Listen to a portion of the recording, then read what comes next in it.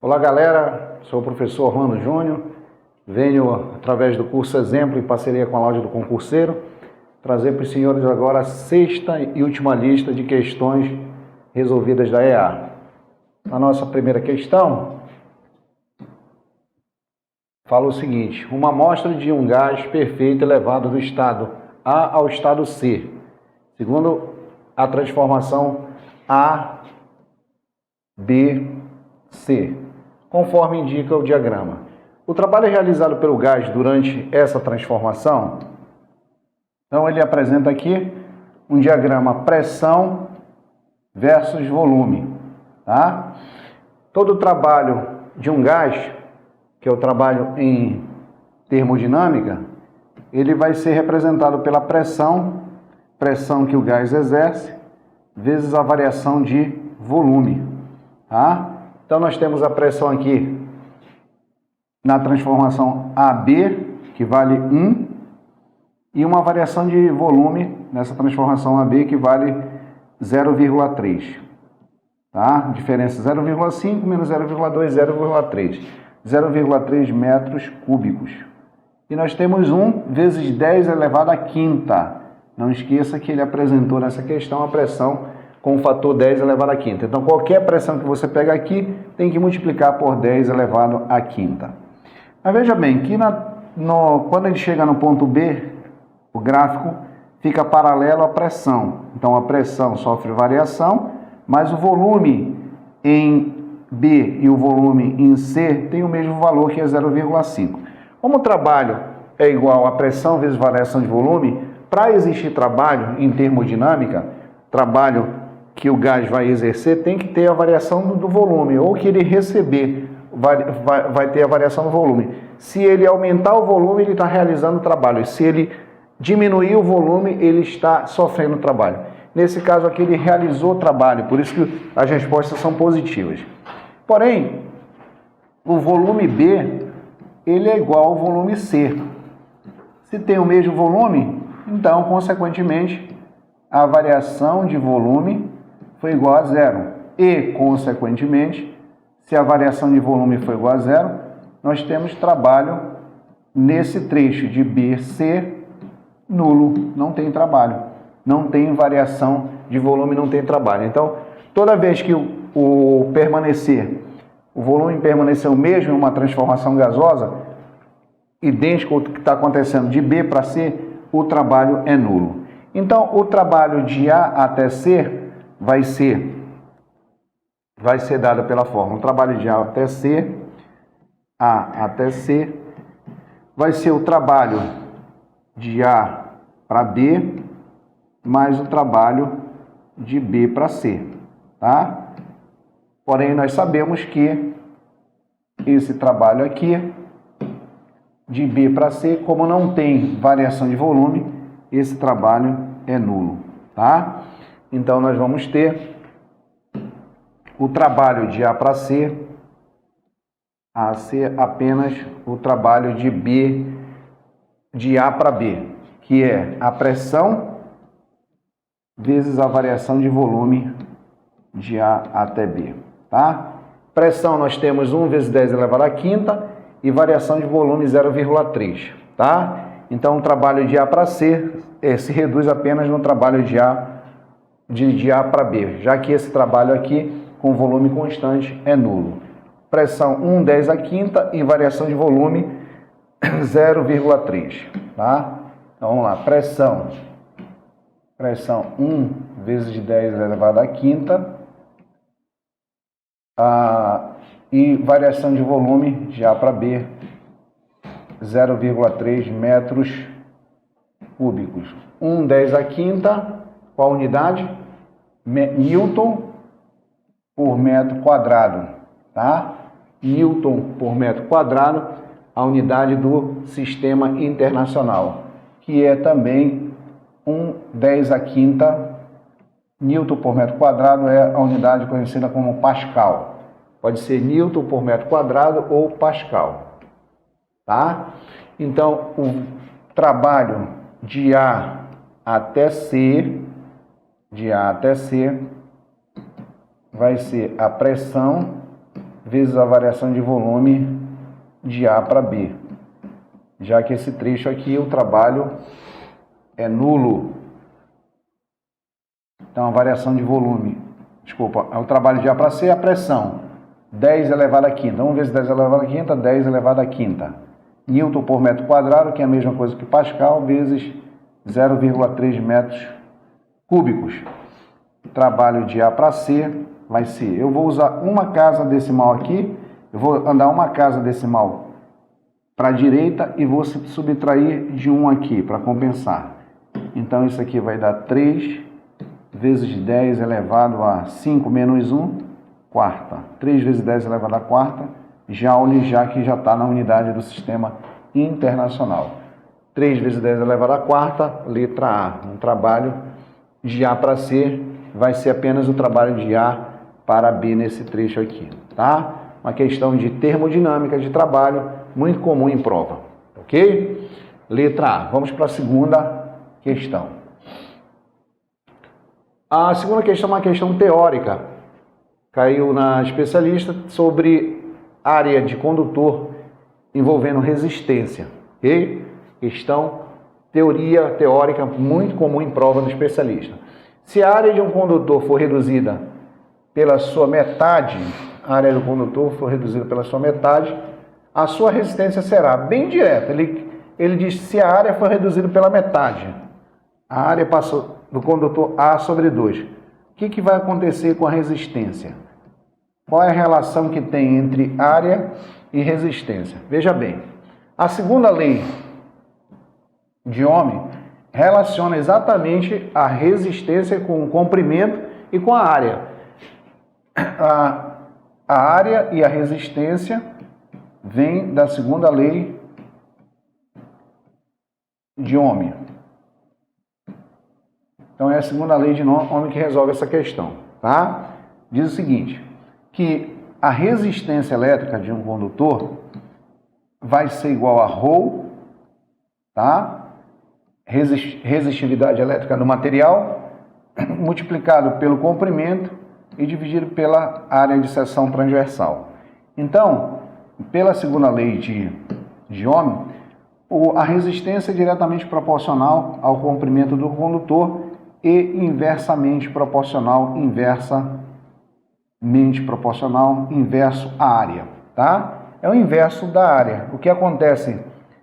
Tá? Uma razão inversamente proporcional. O que acontece com a área? Acontece o inverso com a resistência. Para a nossa questão, a área dividiu por 2. Então, o inverso da divisão é a multiplicação. A resistência vai multiplicar por 2.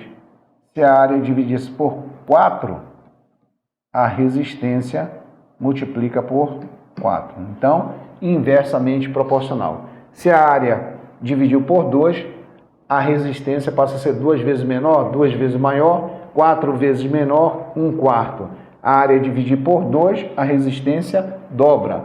Então, a resistência passa a ser 2 vezes maior.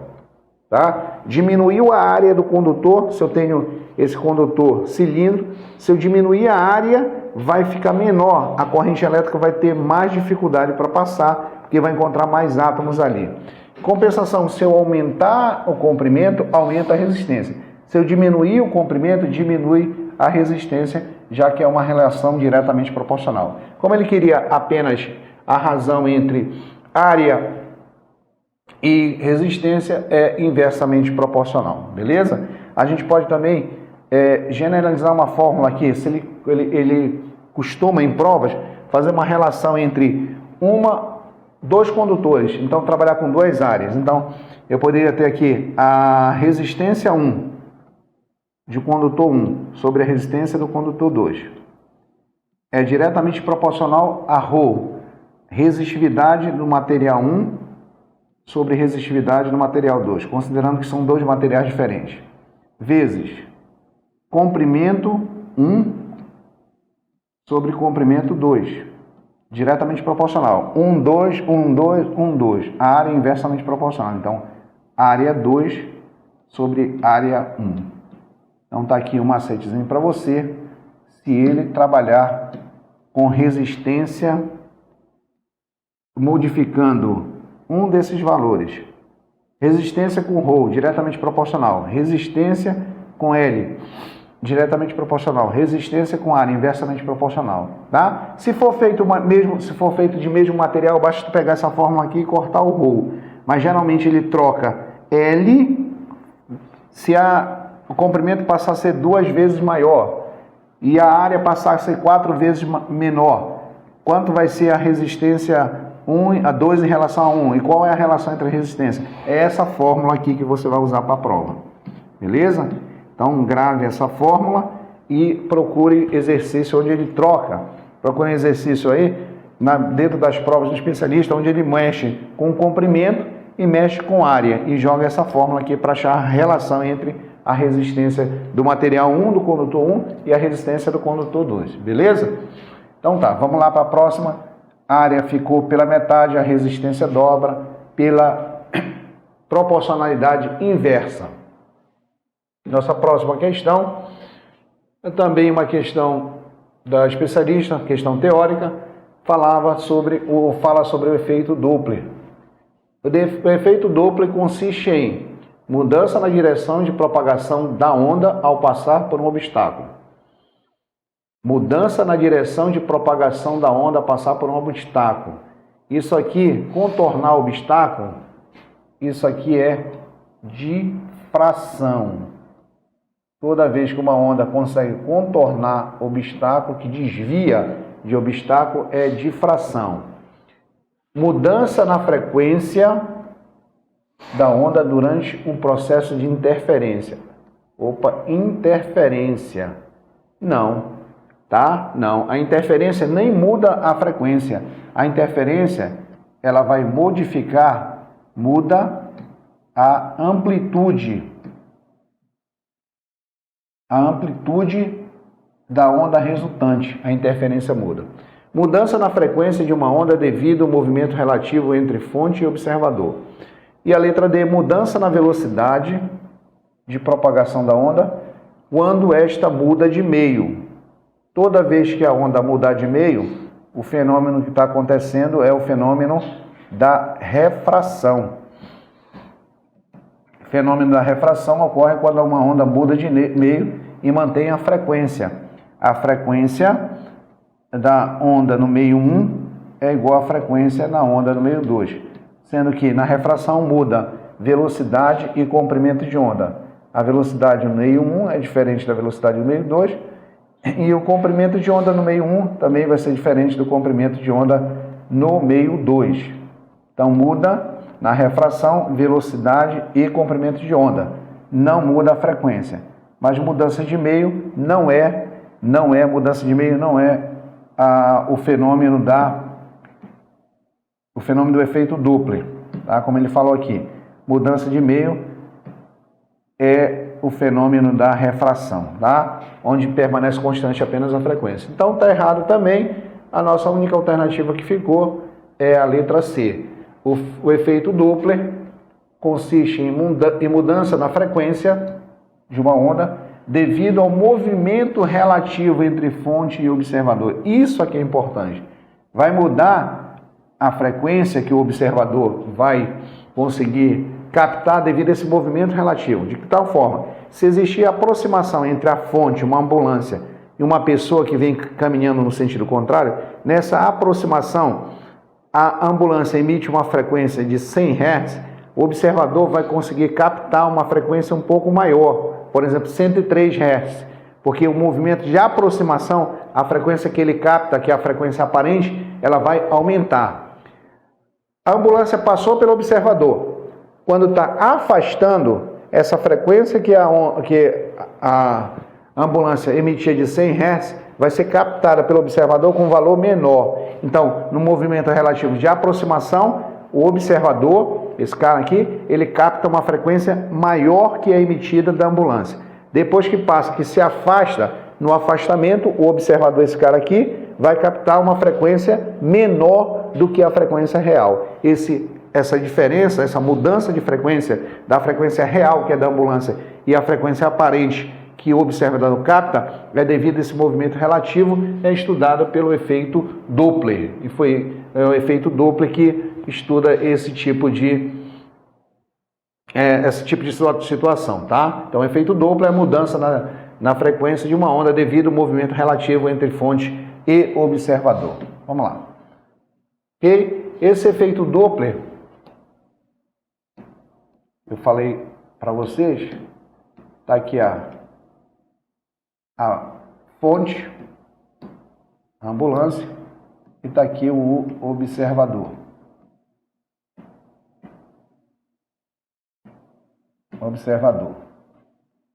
Vou considerar que a ambulância está se movimentando com uma velocidade que eu vou chamar VF, velocidade da fonte, e o observador está se movimentando para cá com uma velocidade VO, velocidade do observador.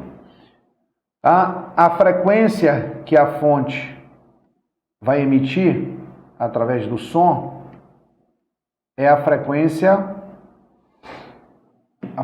real. A frequência real é o que?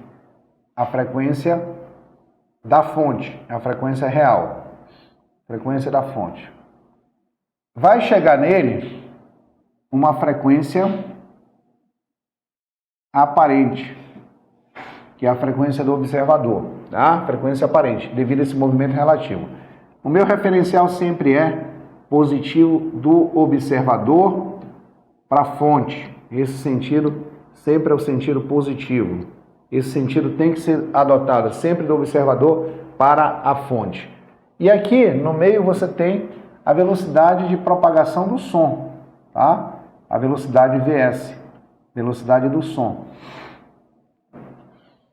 O efeito Doppler diz que essa variação de frequência, a frequência aparente, ela vai levar em consideração a frequência real ou a frequência da fonte, vezes a equação velocidade do som, velocidade do observador, velocidade do som, velocidade da fonte, tá? E aqui sempre vai ser mais ou menos, tá ok? Então essa é a equação para calcular a frequência aparente. Que frequência aparente aqui? É a frequência que o observador vai captar, tá? E essa frequência aqui, ó, frequência da fonte é a frequência real emitida pela fonte, tá ok? E quando é que eu vou usar esses sinais? Por exemplo, nessa situação aqui, do observador para a fonte é positivo. Então, o observador está caminhando no sentido positivo. Então, aqui em cima seria mais. Aqui em cima seria mais. Nessa situação. A fonte está indo ao contrário do observador. Então, está indo no sentido negativo. Então, aqui seria menos. Tá ok? É assim que a gente usa esse sinal. Depois que passar, continua a mesma coisa, mas agora, se o observador estivesse caminhando para lá, seria contrário ao sentido do observador para a fonte positivo. Então, o observador seria negativo e da fonte negativo. Se os dois estivessem caminhando para cá, mudar o sentido da fonte para cá, fonte se afastando, está no sentido positivo, que o sentido positivo é sempre um observador para a fonte. Então, o do observador no sentido positivo e fonte no sentido positivo. Então, seria mais e mais. Beleza? Então está aqui um resumo bem rápido do efeito Doppler, que é devido a esse movimento relativo entre fonte e observador, e você pode calcular a frequência aparente, a frequência que o observador vai captar devido a esse movimento que vai ser diferente da frequência real. Vamos lá, próxima questão. Uma questão de dinâmica. O carrinho de massa M move-se horizontalmente puxado por uma força R. Entre o carrinho e a pista não há atrito. Ele despreza o atrito. Não há atrito. E a aceleração local da gravidade é G. A aceleração do carrinho ele quer a aceleração que esse carrinho se move para cá. Beleza? Vou passar aqui para a gente fazer a questão aqui do lado. Então, essa aceleração aqui que ele quer. A aceleração que ele se move nesse sentido. Tá? A força inclinada de um ângulo θ. Existem duas componentes. Existe uma componente na vertical e na horizontal, que é essa componente que está colada ao ângulo, que eu vou chamar de Fx. essa componente aqui, e existe uma componente na vertical, que faz com que tenha uma tendência de subir o corpo, tirar o corpo do chão, Fy. Veja bem, como a aceleração é para cá, o Fy não interessa. O Fy só vai interessar quando você tiver atrito no exercício. Como você não tem, porque o Fy é igual ao peso, tá? O Fy é igual ao peso. Então, se eu quisesse achar o peso do corpo, que influencia no atrito, é o Fy, que é F seno de θ, já que está separado. Tá? Então, a minha força resultante é o Fx. A força resultante que provoca a aceleração é Fx. Só que quem é Fx? Força resultante é Fx. É a força que está colada ao ângulo. Então, se está colado, é F cosseno de θ. Aquela que estava separada lá, que é o Fy, seria F seno. Então, já tenho a minha força resultante. Tá? Isso aqui só vai servir quando tiver atrito. Então, força resultante, segundo a lei de Newton, é o produto da massa vezes a aceleração, pela segunda lei de Newton. Força resultante é F cosseno de θ igual a massa vezes a aceleração. Como eu quero a aceleração, a massa está multiplicando, vai passar para o outro lado dividindo, tá? Está multiplicando, passa para o outro lado dividindo. Vou colocar a aceleração aqui. Então, a aceleração vai ser F, que é a força que está inclinada, cosseno de θ dividido pela massa. F cosseno de θ dividido pela massa. Então, essa é a nossa resposta do exercício. F cosseno θ dividido por m. Tenho F seno θ dividido por m, e aqui embaixo temos a resposta F cosseno θ dividido por m. Beleza? Então, lembrando que toda vez que a força for inclinada, você tem duas componentes. A Fx, que ela sempre é F cosseno, porque está colada, e a Fy, que é F seno de θ. Toda vez que tiver uma força inclinada, você faz a decomposição dessas duas forças. Só vou usar Fy quando não tiver atrito. Como o exercício desprezou o atrito, a única força resultante que provoca o movimento nesse sentido, ó, de vermelho e vermelho, a que provoca a aceleração é a Fx, que é F cosseno θ. Beleza? É uma questão muito boa, questão algébrica, que dava para fazer tranquilamente aí, conhecendo esses conceitos de decomposição. Vamos para a nossa última questão, uma questão de lançamento oblíquo, questão também cobrada pela especialista. Uma partícula é lançada com uma velocidade inicial V0, está aqui, tá? Formando um ângulo de 60 graus, horizontal. Desprezando a resistência do ar, a velocidade da partícula, ao atingir o ponto mais alto da trajetória, ponto mais alto ele até colocou aqui, o ponto de altura máxima. Nós já caiu questões desse tipo na prova especialista, onde ele pedia qual a velocidade na vertical, qual a velocidade Vy, que é a velocidade vertical. Na velocidade na vertical, quando ele atinge a altura máxima, é zero. Porém, a velocidade no ponto de altura máxima, a única velocidade é a Vx, é essa velocidade que ele quer. A velocidade no ponto de altura máxima é a Vx, tá ok? Então, aqui a mesma coisa. Vamos decompor aqui, ó. Nós temos duas velocidades. Nós temos uma velocidade no eixo x, tá? Que eu vou chamar de V0x, e tem uma velocidade no eixo y, que faz o corpo subir, que é uma componente da velocidade inicial, a V0y, tá ok? Então, V0x, V0y vão ter componentes. Quais são essas componentes? Vamos colocar aqui, colocar mais perto. V0x está colada, então V0x vai ser V0 cosseno de θ. V0y está separado, V0y é V0 vezes seno de θ. Então, idêntico àquela decomposição que nós fizemos ali. Então, para o lançamento vertical, eu tenho o V0y, que aqui tem um lançamento vertical, que é V0 seno θ, e para o MRU, que é aqui, ó, MRU, o V0x, que a velocidade é constante, tá? Então, essa velocidade aqui, no ponto mais alto, ela tem um único valor, que é V0x. Então, essa velocidade aqui, ela é a própria V0x. Então, a V0x é a velocidade em qualquer direção. Então, quando ele chega bem aqui, também eu tenho a velocidade dele Vx, sempre vai ser sempre a V0x, porque nesse movimento horizontal, a velocidade é constante. Então, a velocidade no ponto máximo que ele tem é a própria V0x. Já que a Vy não existe, só existe essa velocidade. Então, essa velocidade aqui, Vx, que é no ponto máximo, vai ser V0x, que é V0, tá? Vezes o cosseno. Cosseno de que ângulo? 60 graus, tá? Cosseno de 60 graus. O ângulo aqui é 60 graus.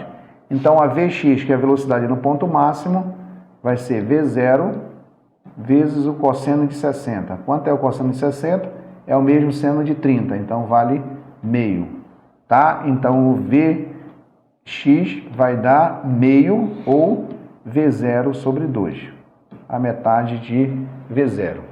Meio de V0 é a mesma coisa que V0 sobre 2. Então, bora ver onde está essa alternativa. Meio de V0, alternativa A, tá? Porque essa velocidade que tem aqui, simplesmente, sempre ela vai ser a Vx, que vai ser igual a V0x, tá? Então, Vx, que é igual a V0x, sempre vai ser, a Vx sempre vai ser V0 cosseno de θ também, tá? Como o cosseno de θ é 60, dá meio, então meio de V0, tá ok? No ponto de altura máxima, a velocidade Vy é igual a 0, tá ok? Lembrando também que para esse tipo de exercício, o ângulo foi 60 graus. Porém, se o ângulo de inclinação fosse 45 graus, você teria o alcance máximo.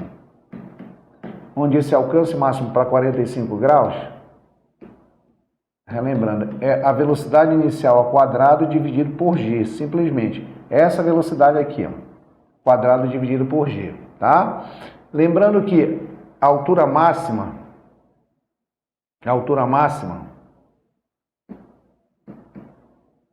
ela é V0y ao quadrado sobre 2g. Só que aqui é V0y, é aquela V0y, quem é a V0y? V0y é V0 seno de θ. Então, na altura máxima, a diferença é o seguinte, que no alcance máximo é a velocidade inicial ao quadrado sobre g. Na altura máxima é a componente V0y. Assim como aqui também no tempo máximo, tá? Você tem Vy sobre g. Então é a componente, essas duas aqui. No alcance máximo não, é a própria velocidade. E não pode esquecer, se tiver o ângulo de 45 graus, essa relação aqui, ó. Importantíssima. A altura máxima é 4 vezes, o alcance máximo, é 4 vezes a altura máxima.